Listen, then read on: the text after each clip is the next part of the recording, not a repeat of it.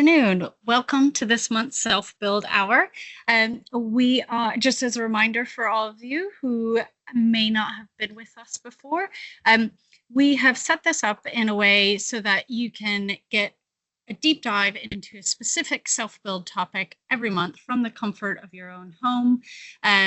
It's a live presentation that you'll be seeing today, so we are able to take whatever questions you may have, and then our invited expert will be able to answer those afterwards.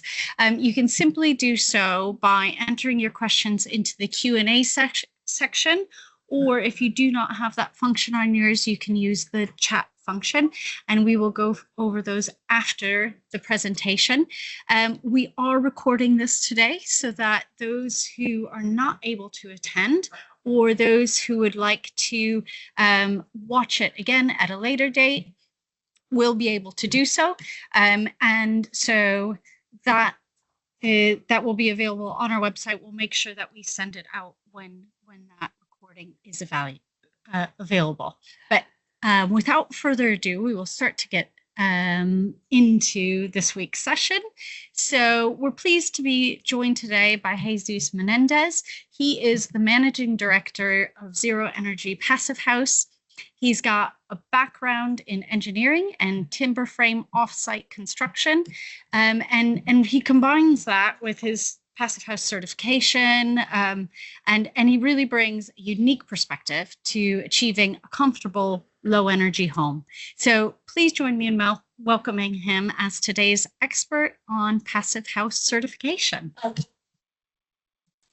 Hi, thank you, Jenny. Good afternoon, everyone. As Jenny mentioned, I'm a structural engineer, and I'm a Passive House consultant and a Passive House certifier now for almost 15 years. So in this month's webinar, I'm gonna talk a little bit about what is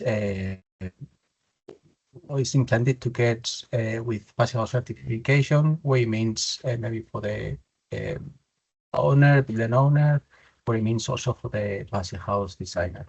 So this presentation is going to last around maybe half an hour, 40 minutes, and we'll have a few more minutes afterwards to reply and answer any questions that you might have. Okay, so I'm going to share now my screen.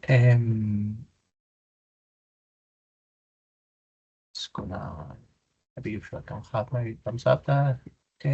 That's great. I can see that well. Yes. Thank you, Jenny. So yeah, I'm gonna turn off my camera as well because I don't think I got much today to make it a bit more fluid. So as Jenny mentioned, I'm the managing director of Zero Energy Passive House. This is an engineering company. We're based in Manchester, and we mainly do Passive House certification for any typology of buildings, single-family homes, but also social housing, schools, offices, I don't know, police stations, etc. We offer also training, testing, and like high-level consultancy, like things like maybe movie or dynamic simulation. As I said, I've been involved in Passive House now for over 15 years, since 2010. And obviously, we focus on Passive House, but not only in houses. As I said, it's very important also to achieve comfortable, healthy, and low energy office buildings, schools, etc.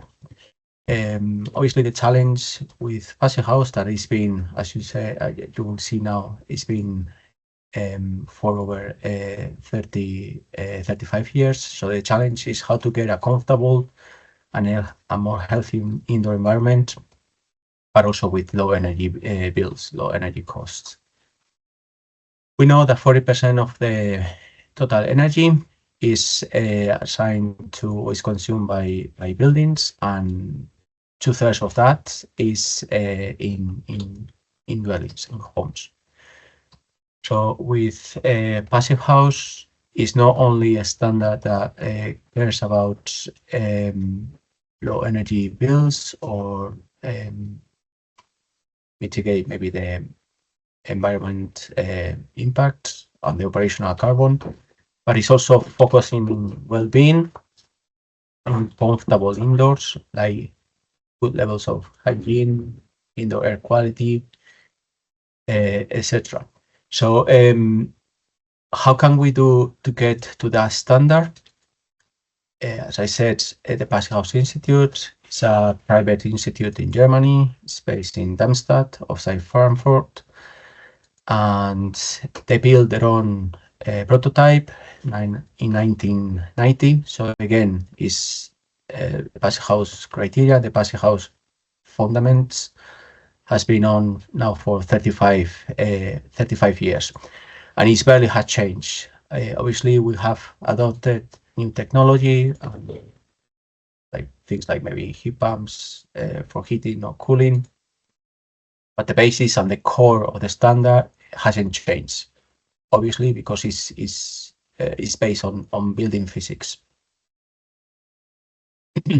Here you can see an image of the first Passive House building, which one of the end terraces is from the founder, Professor Wolfgang Feist, and again, is 35 years old, is performing as intended, and is performing as the first day.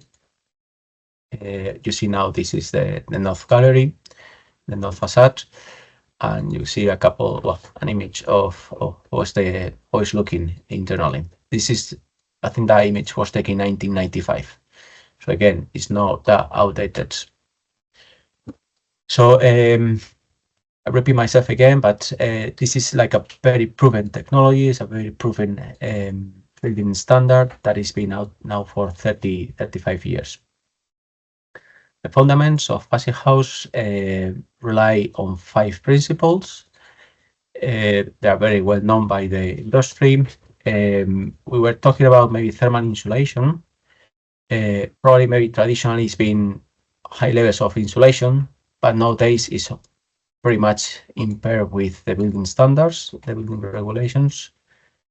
And even for maybe warm climates that we do a lot of work in hot and warm climates, sometimes the insulation that maybe is needed to achieve the standard is even lower than the requirements or what the building regulations, national building regulations require. Another key principle is high quality Passive House windows, mainly triple glazing for temperate cool climates. It can be double glazing, maybe for maybe more warm climates, but for the windows needs to be airtight. They need to be also adequately installed. We need also a high level of airtightness, which maybe is the highest challenge to achieve. We require around lower than 0.6 exchange an hour for a new build and 1.0 for retrofit projects. With that level of thermal fabric, is also very important, or it becomes much more important to look at the thermal bridges, especially because they can even reach the target that we get for Passive House, which is 15 kilowatts an hour. If a project doesn't have any special attention to thermal bridge, that sort of level of heating demand can be used entirely by the thermal bridges. So it becomes very important. And finally, as a system, we need, obviously because it's a very airtight envelope, we need to provide an adequate level of ventilation through a mechanical ventilation with heat recovery system. Again, there are different technologies. They can be maybe more adequate, some of them for maybe hot and climates with maybe higher levels of relative humidity. But yeah, it is compulsory to get an MVHR.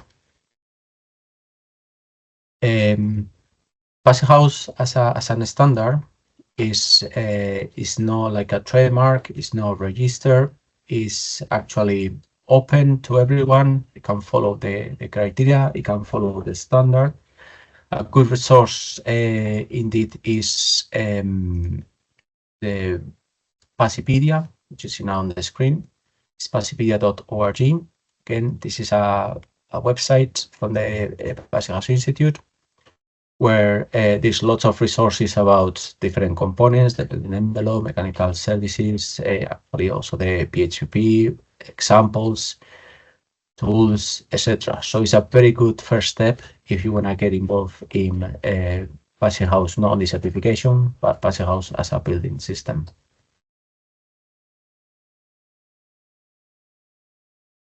The standard look after buildings, professionals, and components, which are these three groups where they can get certification. So we can certify buildings, houses, schools, etc. We can certify also professionals, so Passive House designers, Passive House person, or Passive House certifiers. And finally, the standard also look after high quality components, and it can issue certification for example, windows, like airtightness components or systems, ventilation units, heat pumps, etc. So it's a huge plethora of components that can be certified. We got now more than 3,000 indeed. In terms of numbers, this is quite up to date. That was published on July 2025. So now we've reached around 4.5 million square meters of EFA, of area that is being certified. When I started in Passive House was merely around 150,000. So you can see now how it's been the growth of Passive House in terms of certification. By regions, Europe is obviously the one that has been leading the way, with over 3 million square meters certified. But we've seen a rapid growth mainly in Asia, China, and in North America mainly. You see here in green all the countries that have at least one project certified. Maybe can you see that probably Africa is the one that is maybe takes a bit more time to get introduced, but even in South America, with a climate that is again more warm and hot, starting to see quite a few projects now certified. You see in this final graph by regions how is the certification levels evolving. Pretty much, in the initial 10-12 years, the growth was very slow, and mainly in Germany. But apart from this, since this year 2010, which was a bit of a key, the progress has been almost exponential. Now, talking a bit more about Passive House certification, there are 3 different types of standards, and for 2 of them, Passive House or Enerfit, there are 3 typologies or classes. We can get a Passive House Classic, which focus on energy demand, where the PR needs to be lower than 60 kilowatts an hour per square meter, and there is no need for energy generation, mainly photovoltaics. Then we have Passive House Plus, which needs to be a bit more efficient in terms of energy demand. So instead of 60, goes to 45 kilowatts an hour. But as you see, we need to generate more than 60 kilowatts an hour per building footprint. And finally, we can get Passive House Premium, which the standard limits the energy demand, the primary energy demand, to just 30 kilowatts an hour, so twice as efficient as the classic one, and it needs to generate at least 120 kWh an hour. So looking at the yearly balance, plus is pretty much net zero, obviously take into account the peaks in winter and the valley maybe in summer, but premium definitely will generate more energy than the building demands. Passive house is all about quality assurance and how can we guarantee it that a building is obviously it can be certified. So from our point of view, our role as passive house certifiers, we need to look at the quality in different stages, different phases, looking at the passive house planning package, which is the tool where the energy balance is calculated.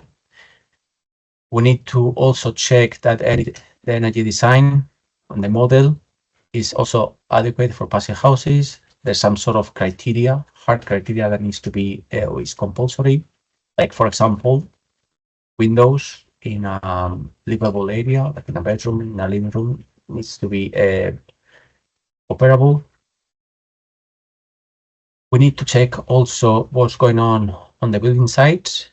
For single family homes, this is mainly done by a large repository of images.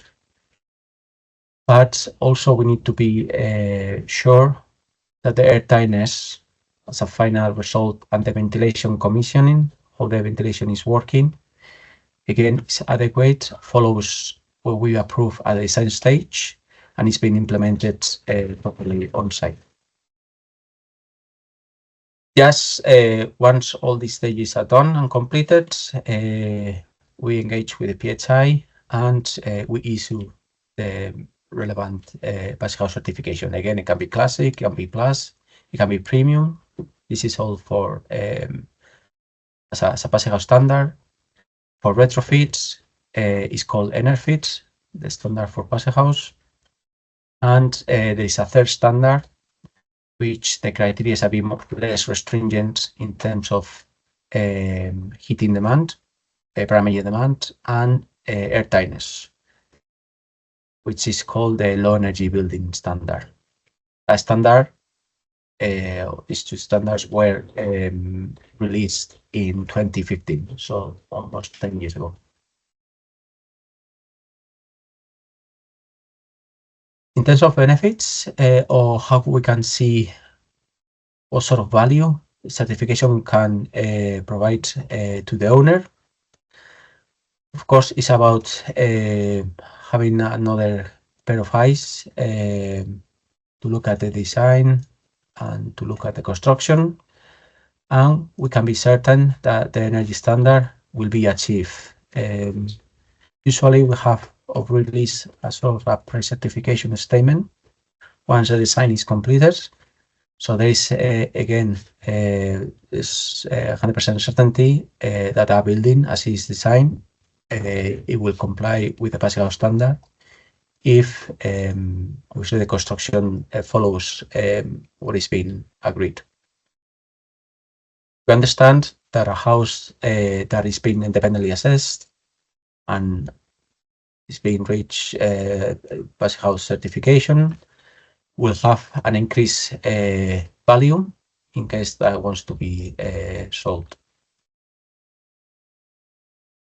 Right. In certain regions, using passive house certification can give you some sort of benefits, maybe in terms of maybe council tax reductions. I'm talking about in another regions like parts of Spain, Ireland, Belgium, Germany, Austria, etc. Or even building to a passive house standard and seeing certification. Maybe is a premise or is a characteristic that will make maybe the project more keen to get planning permission, or maybe increase the building or construction footprint that is maybe allowed for that plot.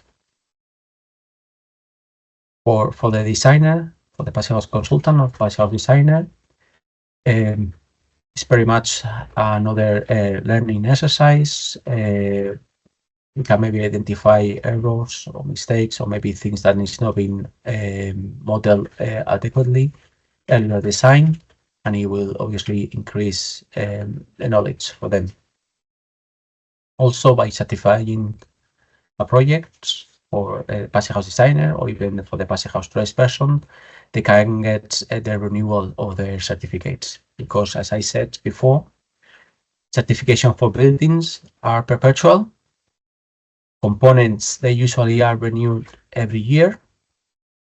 And professionals, the diploma or the certificate lasts for 5 years. So after those 5 years, a very easy way of renew the certificate is just by taking part of a project that is being certified. Here you got an example of how it looks like a passive house certificate. It will stand or states the building quality, or the parameters that are achieved, and it will show the client, who's been the architect, the consultant, or the engineering team. Sometimes there's a lot of questions about if a passive house certifier can have some sort of agreement, but everything, to be honest, is very well stated and written in this document. It's called the criteria for passive house benefit energy building standards. If I show you the PDF, which is this one, it's a document with 131 pages that establish different casuistics, different regulations that are timed for these 3 different standards. So it's a document that is called like a compact version, maybe easier to digest, but for maybe practical examples or further information, they have an extended version. Again, it's a document that is a must read for any passive house designer, because it will establish what is required to achieve certification. So again, it's published, is freely available to everyone from the Passipedia, from the Passive House website, and again, it has very little room for maybe interpretation.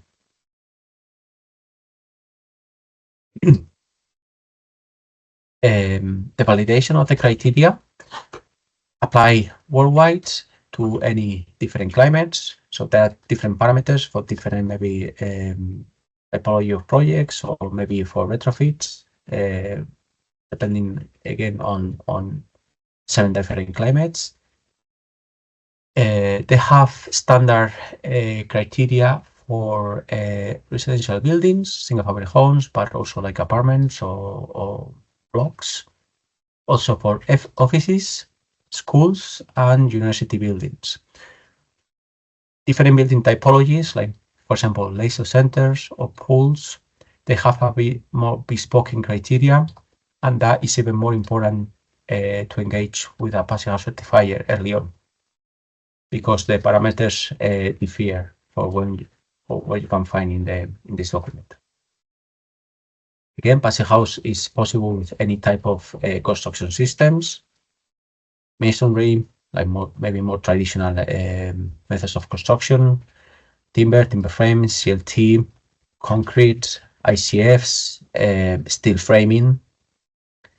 Is not relying on any type of construction. Anything is possible. Also, this document, the criteria, is released with every update of the PHP. At the moment, we are in PHP 10, and it's been out for now almost 4 years. And the criteria, as I said, is worldwide, but there are only 3 languages that is currently approved, which is English, German, and Spanish. Basically, well, most of the projects are in English or in German. Again, projects in Spanish-speaking countries, they have the criteria already translated. for another country, maybe with a different language, maybe France, for example, you have to relate to the English, German, or the Spanish version. If anyone wants to get the project certified, the first step, is to look at the Passivhaus website, and you can find there a list of certifiers that are operating in the country. For example, this is up to date in the UK. This is the list of the companies who offer Passivhaus certification. This is us, for example, and we have 2 certifiers with us. Again, any accredited certifier is free to accept projects in any countries because the standard is worldwide. For example, in our case, we operate in more than 10 countries, and we do quite a lot of work in warm and hot climates. What is needed maybe to get a quotation from any certifier? It will depend a little bit on the experience. I have to say that the fee is pretty much the same regardless when you hire the certifier, so it's highly recommended to do it at early stages, the design process, maybe RIBA 2, RIBA 3. And the quotation, it will depend basically on the complication of the building. But for a typical single family home, it's just the TFA or the net internal area, the planning, the estimated construction costs, maybe the PHPB if it's already available, or the as much experience in design as well. A brief description of the project, also with the mechanical systems, and if it's got any maybe relevant feature for the project, for example, internal or indoor swimming pools. As a maybe rule of thumb for a single family home, the construction certification, again, for a modest usable area, talking about maybe 150 to 100 square meters, could be around 2-3 grand. What does the certifier check? So overall is obviously directly linked to Passivhaus activities. So we'll check the energy balance that is being correctly implemented, is completed, and is in accordance to the document provided. As I said, the new PHP, which is version 10, was released like almost 4 years ago. So pretty much all the projects are now with the PHP 10. Although there is a simplified version called EasyPH, which gets us a bit more, summary, especially on the mechanical systems. But if you have started a project with all the versions, for example, version 9 or version 8, is actually possible to certify it. For example, with certified projects were built maybe 10, 15 years ago, for whatever reason, the owner decided to certify it, after some time. So we need to check also, so certify it, the quality of the design, that the plans, the drawings are clear, they have indicated specifically things like the tightness layer, different types of insulation materials with the different properties. We have construction details where it represents this sort of thermal breach free detail or thermal breach mitigation. We need to verify these images that's been taken on site. Also, we collect maybe delivery notes, labels for the materials delivered on site. We need to double check the blower door or the air pressure test report that's been done accordingly to the Passivhaus standard, which is slightly different to what is needed for the sub calculations or for the building regs. In general, sometimes we tend to do one-site visit just to check the progress, which is recommended. But for single-family homes, due to the cost implications, it's not mandatory. All right. So in terms of certification process, this is just for you just to have a look again. So we tend to do 2 design reviews, one at early stage, maybe RIBA 3, the other one at RIBA 4. Check if the boundary conditions of the project are clear, are well understood by everyone, if anything needs clarification. Then we do the final design review, which provides feedback and sort of risk assessment for the building not to achieve the Passage House criteria. And we usually issue like a letter of comfort.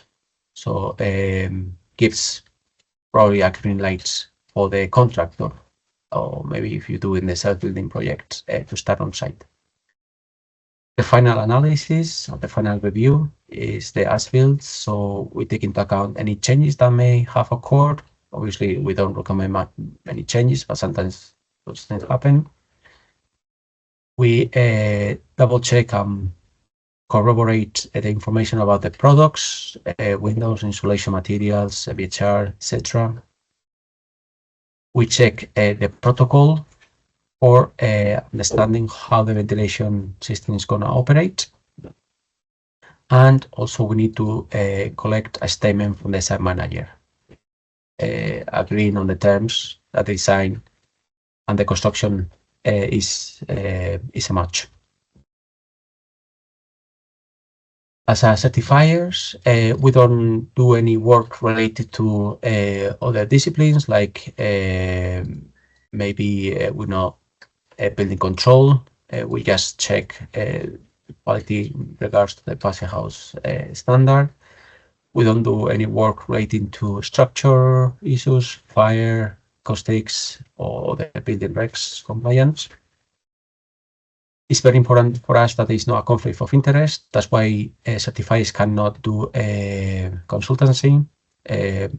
Yes, they can maybe suggest, or they can maybe work with a consultant, maybe to see if something needs to be amended. And what we can offer sometimes is either training or initial review with special support especially for unexperienced designers. The certification process happens in the certification portal, which is based on the Passage House website. And there are a series of chapters or sections related to, again, the energy balance, related to materials, construction details, thermal bridges, products in terms of windows, ventilation, heating, cooling, domestic hot water, electricity. We need to assess also energy generation. For example, if they're using like hydraulic turbines or photovoltaics. And finally, everything needs to match up for what is being implemented on site. So again, this is a very transparent portal. Clients, designer, even the contractor can have access to it. And this is just a screenshot of section 3, for example, the details of the thermal envelope.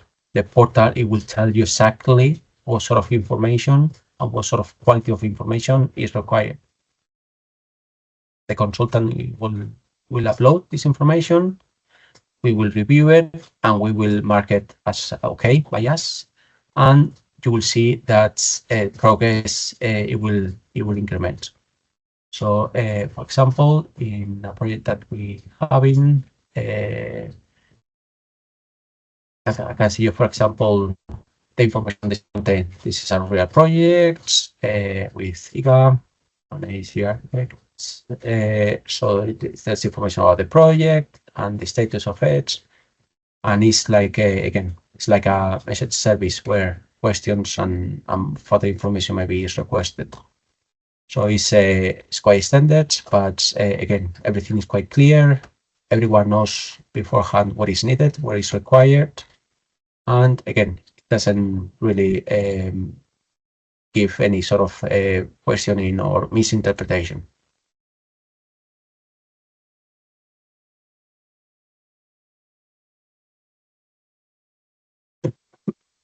Sorry. So as an additional certification, so the client gets the certificates, a small booklet with all the calculations, the plaque just to attach to the building, and it gets published also on the Passive House database if the client wants to. So again, another example from the website. This is in real time. All the projects that I want to be published is accessible from this website, passhouse-database.org, and you can filter by country, by typology, etc. For example, if I filter by name, you'll see the projects that are certified to date and they are published. And again, from each of them, this is maybe one of the recent ones. It's a police station here outside Manchester.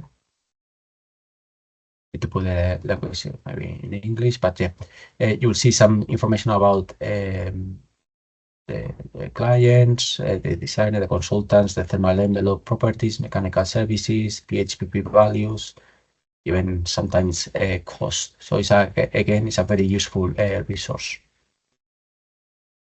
Okay, so now it's 22:02, I think, just in time. So that was all from my side, and now any questions? Very welcome.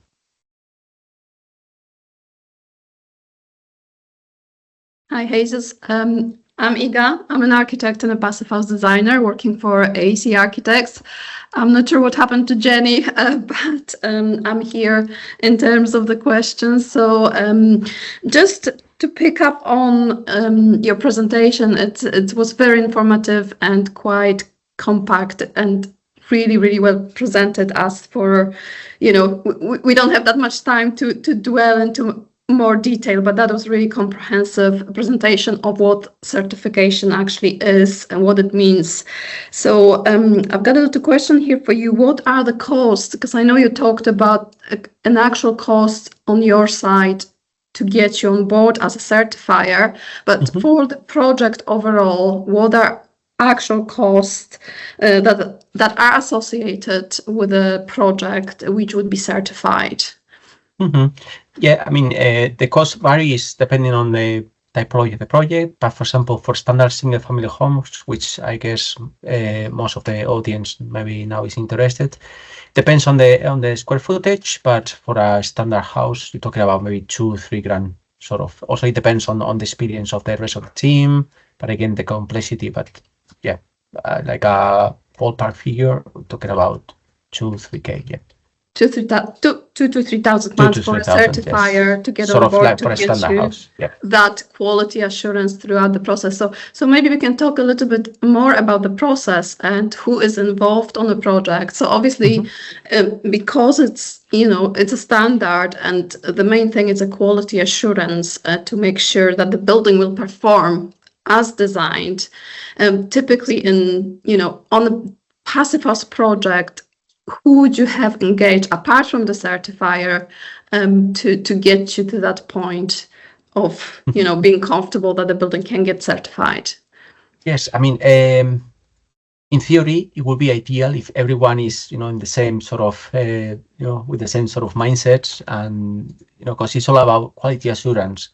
But sorry, for us, our main point of contact is always the passive house consultant. So you yourself in this case, and then it's highly recommended from the contractor, or even if it's a self-builder, to have a bit of training in terms of what we call the passive house contractor, the passive house tradesperson, so they know what is needed in terms of quality on site. Because again, no one knows if they're not trained how things needs to be implemented in terms of, I don't know, the quality of the insulation installation, how the windows are going to be installed, how to check if the windows is the correct ones. Again, for the MBHR, things about keep all the system clean during construction. So there are quite a few things that, yes, are important. And it's good if someone from the contractor side or someone on site has a bit of training on that. But again, for certification, the main point of contact is always the passive house consultant. Yes, so it's good to point out that the tradespeople on site are really a key, but also before we get to the site, all of the design team, what would you think that, even structural engineers who know, who are familiar with passive house detailing will be beneficial to, to have them on your project if you are thinking of certification? I mean, this is certainly our experience, and just to give everyone a little bit of background to that. So obviously, before you go onto the site, you would normally typically engage with an architect to prepare your design, then take you through all the technical details and prepare the production package which contains those thermal bridging and air tightness details that then would be reviewed by the passive house designer or consultant like myself. So you could have either separate architect and a passive house consultant, or an architect who is a passive house consultant designer, and they will overview that side of things. So that's the first kind of steps at the kind of design stages. And that information, as Jesus said, at initial design stages are then verified by yourself, by the certifier. So this is where that quality assurance also kicks in at those early design stages. Yes, exactly. And it's very important, as what you said, because, the earlier we are all involved in a project, again, we can provide suggestions or recommendations based on our experience. And again, usually it's much more difficult to implement or to amend if we are on board, later on the design stages, even before even, at the start of construction. Because again, any change at that stages, it will be chaotic, I think, and it will obviously it won't be that cost effective if it's early. So if you want to do a passive house, it could be more risky as well, as you said. If you carry on and start your construction works without those reviews and without your involvement, it is more risky that the house actually not going to get certified, because there has been some decision there that are not in line with the principles of the passive house. Yes, it's far more riskier, and it's not optimal, because again, probably yes, you can reach passive house, but it will involve maybe a higher uplift cost on certain products, certain materials, and again, becomes more expensive, Perfect. Or impossible, yeah. Perfect. I'm a little curious on your background in terms of your timber freight offsite constructions. I've got a little question on that as well. So I know we said, and we agree with that you can make passive house certified building from any construction method, but is it easier to achieve it with certain construction methods, like an offsite timber heaps, things like that? I wouldn't say that it's easier as a material. It's easier as a system. For example, timber construction of ICF, insulated concrete forms, they don't have much like thermal bridges because of the material per se is a bit more maybe suitable for for some sort of structural applications. But I mean, everything is fine. So we're seeing now quite a lot projects being LSF, like steel framing, and it's fine. But the methodology of construction is slightly different. So the structure is internal, and the insulation package is all external. So every building system has a sort of like a methodology. The other thing that, for example, is maybe a bit more keen with timber frame in particular is the thickness of the walls, the external walls, because as a full package, usually you just need maybe, I don't know, 300, 120 mil. But if you go like maybe a more traditional construction, like brick and block, probably you will go over 500 mil. So yeah, it's something that you need to take into account. I'm not saying that it's easier. I say it has another consequences. In that case, maybe loss of internal space, maybe. Yeah, I guess when it comes to the detailing, specifically the airtightness detailing, as you mentioned, thermal bridging as well, and I know you mentioned ICF. The ICF is typically, airtight by itself, but obviously, there's still connections between the roof and the actual ICF product that will need an extra care and detailing and so on. And so that's basically, I guess, the differences between different construction materials when you look at it, how difficult it will be to actually make the building airtight and thermal bridge free. So just to go back maybe on the cost, because this is what we get a lot from our clients is we talk about the cost of certification. So obviously you got a cost of the certifier, and then you've got a cost of your architect and a passive consultant. So overall, I would say yes, £2,000 to £3,000 for a certifier, but you also have to have architectural package and passive consultancy package. And typically you would probably need to account, as you say, for a building which is 100 to 150 square meters, around 7 to 8K overall for a consultant and a certifier. And in terms of the actual construction cost, is there an uplift you would have to pay to get, your house to the passive house standard? Yes, we know different maybe uplift costs for different regions, and it's pretty much sort of standard for new build, and especially again if everything is in place early on the design stages. I'm not talking about converting a standard building into a passive house, not the day before they go on site. What we're seeing is something between 5 and 15%, depending on the complexity of the project. This is building cost. Yes, that's construction cost. Yeah. For example, in other Spain or maybe in other countries that we are very active as well, we've seen companies that the cost is pretty much zero because they standardize the systems, they optimize mechanical building systems, because of course for heating and cooling, in that case, maybe you can downsize a lot. And they can achieve passive house for a mere maybe 1, 2, 3%. So this is the piece of nice to be in Spain there at this point.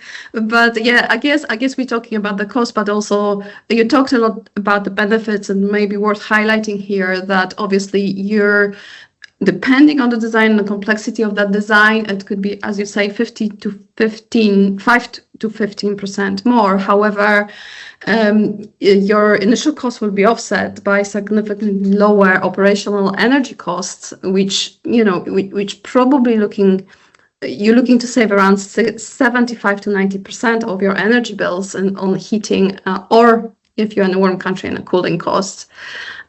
So that's a good benefit. But the main, I think what I picked up from your talk, and where I entirely agree with, the main thing, it's apart from monetary benefit, it is that you're building a healthy and, a good home to live in, a good environmental home to live at. And that's achieved through that improved air quality within the building, and also the constant thermal comfort that you will feel within your home. So you can walk around in a t-shirt, and it doesn't matter which time of the year it is. But yeah, yes, it's absolutely right, because again, I've been doing this now for 15 years, and I talk sometimes with owners and so on, and they really forget about the bills. They know that the bills are low, but it's about the quality. It's about going to the home and feeling really that that comfortable. Like in terms of maybe acoustics, is a massive difference. And the other thing that is a clear benefit that I didn't mention in the talk is about what we call the performance gap. So really, yes, your house, it will use a bit more or a bit less heating demand or cooling demand than what it's been designed for. Pretty much it's always some it's a clear match, but it's very low anyway. So yeah, their buildings are very resilient, and yeah, you don't have like sort of surprise when the bad weather comes. So yeah. Good. Jenny, I've got a few more questions, but I'm just curious because I'm taking all the air time, whether anyone who joined us has anything else to ask. Well, honestly, thank you, first of all. I was having some technical difficulties getting speaker and microphone and camera to work again. So you guys jumped in brilliantly, and it's been really interesting to just listen to the conversation evolve. And actually, in that conversation, you've hit on a lot of the questions that were already asked. There has been one that, apologies if I didn't hear it in case I was messing around with my technology. But there was a question about, do all systems specified need to be Passive House certified approved in order to achieve the certification? And that's a question we get asked a lot. So. Mm-hmm. No, I mean, it's not absolutely, it's not compulsory to get everything like Passive House, a component that is Passive House certified.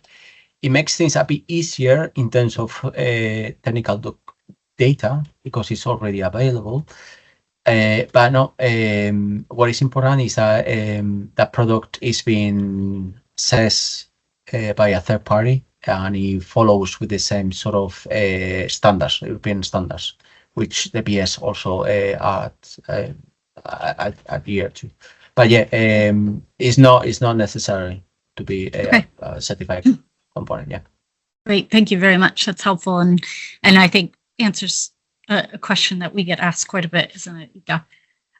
Another question related to sort of the systems design, and it's a question about whether M&E consultants should be made aware of trying to achieve Passive House, and how do they really check to make sure that they've designed it for the correct loads? Yeah, it's very important that he or she is aware of the nature of the building. That's going to be very low. All the peak loads are going to be very low, so it can maybe dimension the systems correctly. But again, if it's properly designed, the system you need for heating or for cooling is very minimal. So it's a huge room for optimization and cost savings. Yeah. Lovely, thank you. Well, that's all the questions from the audience. Iga, is there anything else you wanted to ask, or shall I wrap up? I think we've covered quite a lot. Yeah. I think that's all. We get hazes to really, we release the hazes from today's session, I think. We're going to keep bombarding with the questions, but yeah, no, that was a very interesting presentation, Jesus. So thank you very much for it. It gave a lot of sort of behind the scenes information about the certification process, because we talk about it with our own clients and with Iga as a Passive House designer and some of the low energy design we do, and they understand the PHPP, but then they say, oh, certifier, what does that do? So hopefully that's also, I'm sure it has answered a lot of questions for those who've been in the audience today. I'm just going to sort of end with a few of my top takeaways from your talk, and I'll close it out. But just to reassure people that this is not something that's new. It's been going on for 35 years. It's across a lot of different countries. The criteria is worldwide, and there are regular updates to the PHPP, and that criteria is updated with those PHPP updates. The achievement of Passive House is dependent upon design, specification, and the overall build quality, which is really important. And it's one of the reasons that it's really important to get your certifier on board early in the design process, rather than waiting to the end of the build. And you had quite a robust conversation about that during your conversation. One of the things that is a takeaway for me is what the certifier actually does. And that's that they check the accuracy of the PHPP that's been done by your Passive House consultant. They verify the quality of the design, and then also on site, sort of the authenticity of the blower door test. So within that, there's an initial design review, there's a final design review, and there's a final analysis on site in order for you to achieve that Passive House certification. And the certification gives you the quality assurance to know that you're not just meeting you're not just trying to achieve the Passive House standard, but you actually have everyone on board to achieve that Passive House standard with certification. So thank you very much for your time today. And thank you for having me. Yeah, you're very welcome. And as I said, there's a link to Jesus's website right there. Jesus, do you want to just say? I know they can find you on the Passive House Institute's website, but do you want to give out an email address or a phone number if anyone wants to get in touch with Zero Energy? Yes. Do you want me to put it maybe in the chat, or just to say out loud? You can just say it out loud. That way, okay. People are watching it in the recorded mode. They'll have it. They can find us in Google just by Zero Energy Passive House. And again, we are based in Manchester, and my email is jm@passive.org. Lovely. Thank you very much. Thank you.